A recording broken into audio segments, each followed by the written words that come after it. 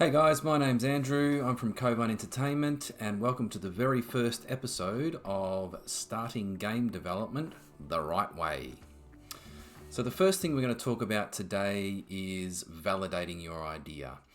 It is very important to get feedback right at the start of any project that you create, and game development and software development is no exception to that rule.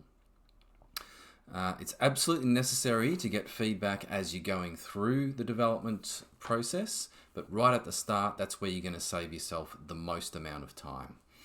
Because game development is very time consuming, and what we don't want is to spend all of this time developing a game that nobody wants to buy. So what is it we're going to do? Well, your job as a developer is to create and sell an experience to your users.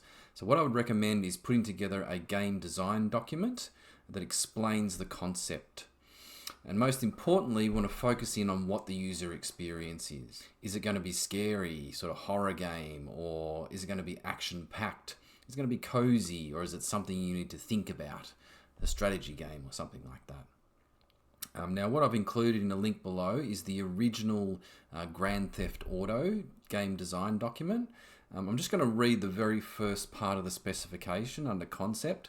It says the aim of Race and Chase, and that must have been what GTA was first called, is to produce a fun, addictive, and fast multiplayer car racing and crashing game which uses a novel graphics method. So you can see there they're trying to get across what is the experience that the user will have when they play the game.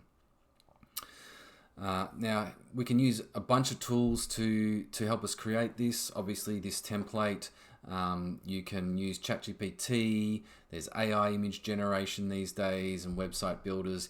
Get together that concept so that you can get that feedback. Now what you want to try and do is try and get that document out to at least about 20 people. 50 would be great. If you can get that, that's fantastic, but at least 20 to give you a good sample size.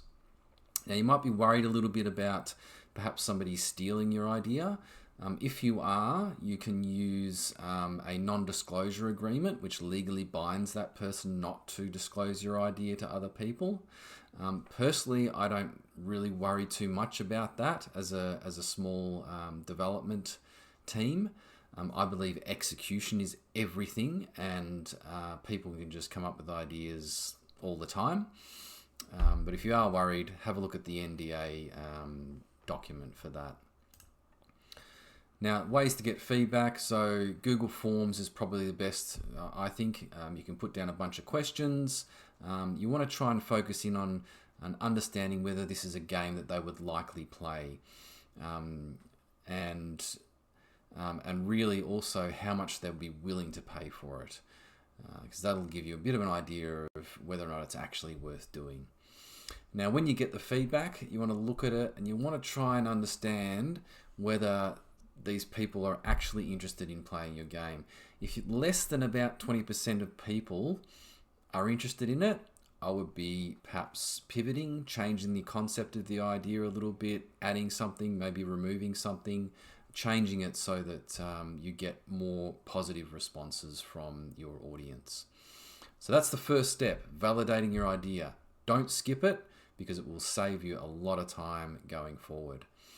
In the next video, we're going to talk about how we start a project in Unity, which is the game development environment we'll be using in this series. See you then.